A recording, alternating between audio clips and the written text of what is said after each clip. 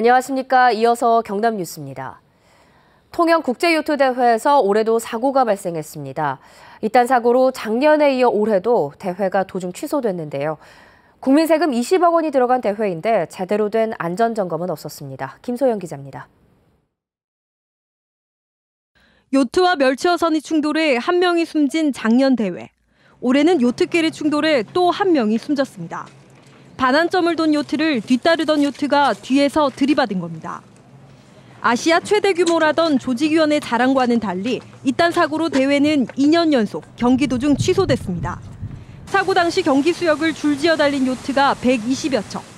최소 폭이 1.7km 정도에 불과한 해역에서 요트 120여 척이 시속 5에서 8노트로 질주하면서 충돌을 피해가지 못했습니다. 지난해 사고 때 이미 경기 수역이 협소해 충돌 가능성이 높다는 지적이 잇따랐지만 경기 수역에 대한 재조정은 없었습니다.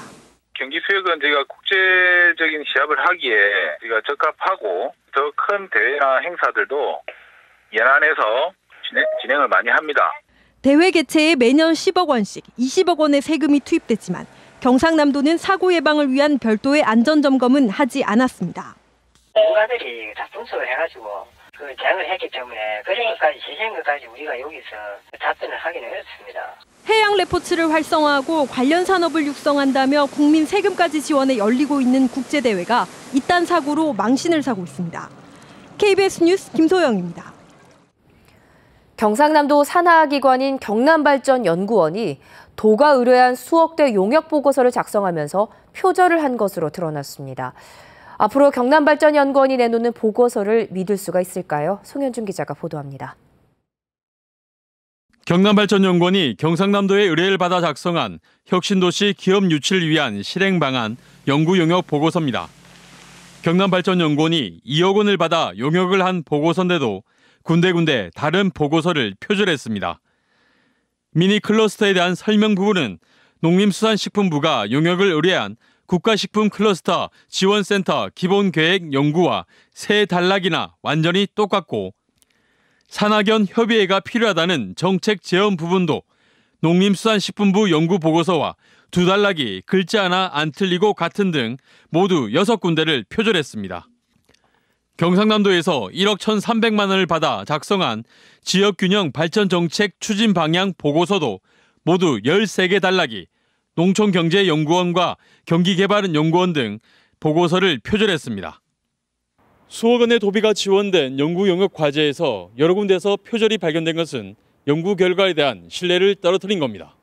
내부 심사 제도를 도입해서 다음부터는 출처를 정확하게 명기하고 심사를 통과한 보고서만 예보로 이렇게 인쇄해서 나가도록 조치를 하고 있습니다. 경남발전연구원은 표절 논란이 없도록 내부 검토 절차를 강화했다고 해명했습니다. KBS 뉴스 송현준입니다. 어제는 소방의 날이었습니다. 화재 등 극한 상황에서 시민의 생명을 구하는 소방관이 되기 위해선 혹독한 훈련을 거쳐야 하는데요. 힘든 훈련을 이겨내고 있는 새내기 소방관들을 황영규 기자가 만났습니다. 공기, 호흡기 등 장비 착용에 주어진 시간은 2분. 마음은 급하지만 임용된 지 2달이 채 안 된 새내기 소방관들에겐 쉽지 않습니다. 아파트 4층에서 불이 난 상황. 여성 새내기 소방관이 처음으로 불길과 맞섭니다. 장비 무게만 20kg. 숨이 차오르고 몸은 땀 범벅이지만 긴장감을 늦출 수 없습니다.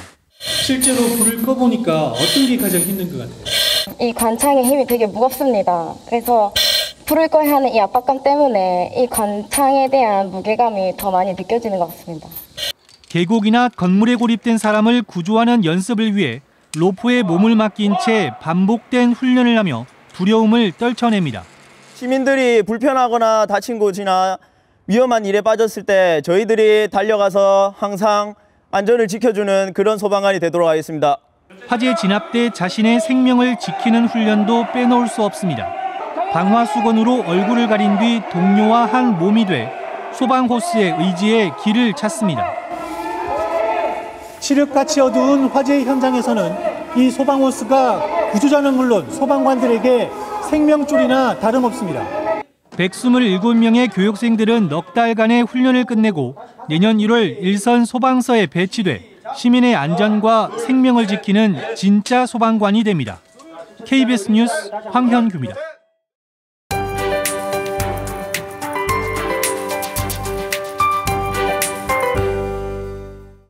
가을 날씨가 절정입니다. 요즘 아침 저녁으론 쌀쌀하지만 낮 동안엔 활동하기 좋은 날씨가 이어지고 있는데요. 한낮엔 예년과 비슷하겠습니다. 이번 주는 아침 공기도 한결 부드러워지겠습니다. 주 후반으로 갈수록 오름세를 보이겠고 수능 한파도 없을 것으로 예상됩니다. 오늘은 북쪽에서 다가오는 고기압의 영향을 받겠는데요. 내륙엔 안개가 짙을 것으로 예상돼 교통안전에 주의하셔야겠습니다. 종일 선선한 기분이 들겠습니다. 현재 창원은 10도로 시작해 한낮엔 18도 안팎까지 오르겠습니다. 서부 지역도 막바지 가을 날씨가 이어집니다. 하동 19도, 진주 18도로 어제와 비슷하거나 조금 낮겠습니다. 바다의 물결은 동해상에서 최고 4m로 매우 높게 일겠습니다. 또 너울성 파도가 방파제나 해안 도로를 넘는 곳이 있겠습니다. 금요일과 토요일 비 예보가 들어와 있습니다. 비가 내리긴 하지만 크게 춥지 않겠고 예년과 비슷하겠습니다. 기상정보였습니다.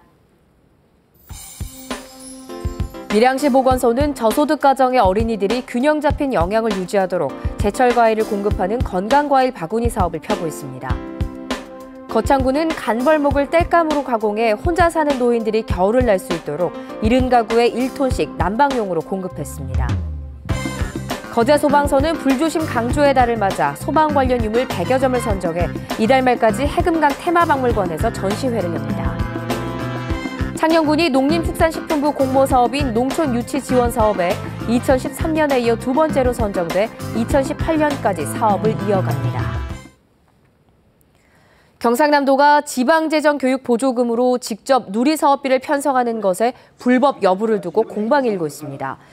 경남도의회 여영국 의원은 지방재정교육보조금은 경상남도가 교육청에 지급해야 하는 법정 전출금이라며 경상남도의 발상은 횡령과 직무유기에 해당한다고 주장했습니다. 하지만 이에 대해 경상남도는 누리과정 예산과 교육청 전출금은 같은 법정 전출금이기 때문에 상계 처리가 가능해 법률적으로 문제가 없다고 반박했습니다. 경남은행의 올해 3분기 누적 당기순이익이 지난해보다 142% 증가한 것으로 나타났습니다. 경남은행의 올 3분기 누적 당기순이익은 2,027억 원으로 지난해보다 1,192억 원, 142.8%나 증가했습니다.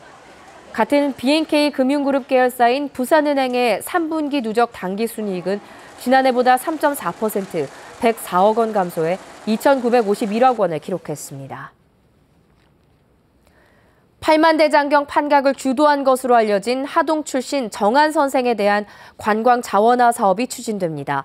하동구는 횡천면과 양보, 고전면 등에 걸쳐 있는 정한 산성에 대한 정밀 지표 조사를 하고 최근 용역 보고회를 열었습니다.